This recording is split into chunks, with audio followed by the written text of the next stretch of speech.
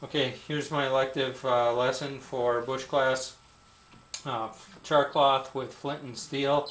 It's taken me 2 nights to essentially get a fire going. I don't have a video of the fire going, it was too dark out, but I did get one going.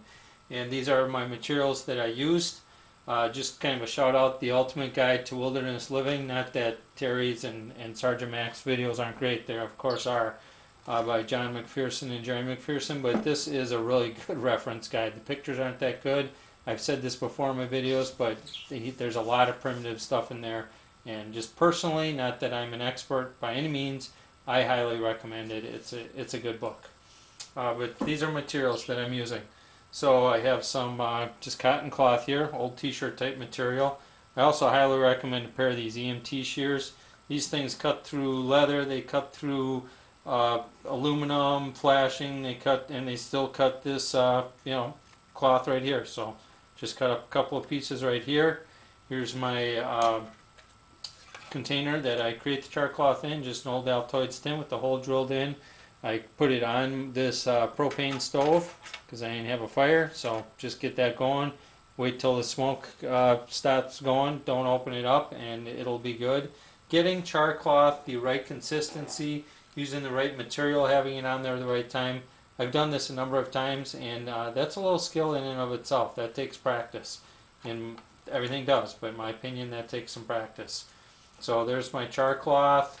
Here's my striker and my flint, and what I do in order to create new edges, this is one thing again that I've really been struggling with, is I take this block here and a piece of wood, and then here I just have a little piece of copper that I've created, a little flat surface and a stick, and then I kind of use this as my hammer. Now it isn't perfect, but it does flake it off and gets those edges. You know, there's a lot of ways to do it. I know you can do it with rocks and all kinds of things, but one of the things that I found is if you can use a striker, you need to have a razor sharp edge off of there. So there's a lot of ways of doing it. Of course I can, come in here and pressure flake it, a little bit, but it's again another skill in and of itself. So I keep this little piece of copper and I just put it on any old stick, and that's kind of my hammer rocker that I use, and then I could of course use any piece of wood.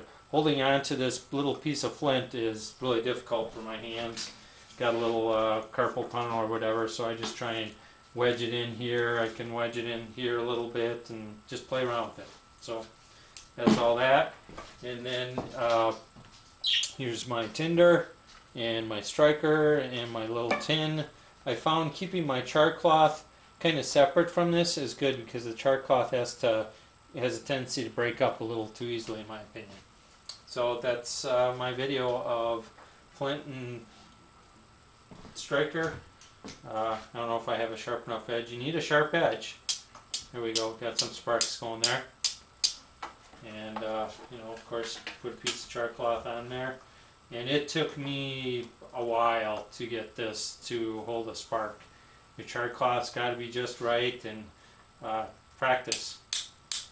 But I did finally get it, and I got the. There we go.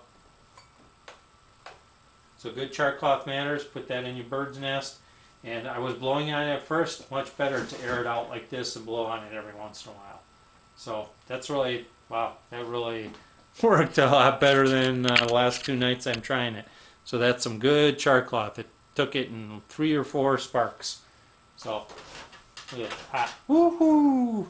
Perfect. Lots of fun. Thanks, Bushclass USA, Bushcraft USA, Terry, Mac, and all the other guys. Follow that, make this possible.